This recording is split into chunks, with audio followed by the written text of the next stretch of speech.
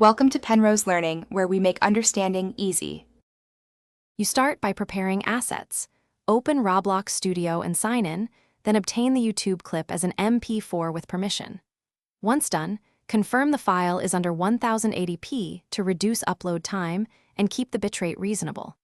Next, create or open the experience where you want video playback. Make sure you know the place ID and have permissions to upload assets for that experience before moving to the next step.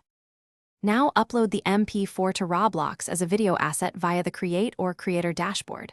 Wait for processing to finish.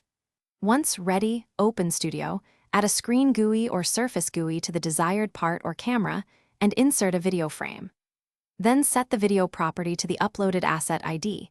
Scale the frame to fit your HUD or world surface, and configure looping, playing, and volume. Test in play mode to confirm the video streams correctly and displays at expected quality and sync.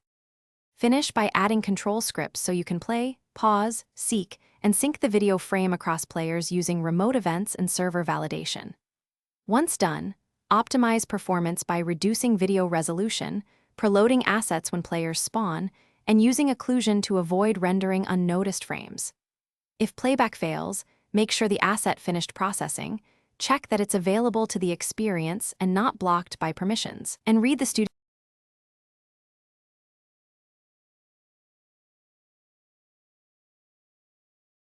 Thanks for watching. If this was helpful, leave a like and consider subscribing. See you next time.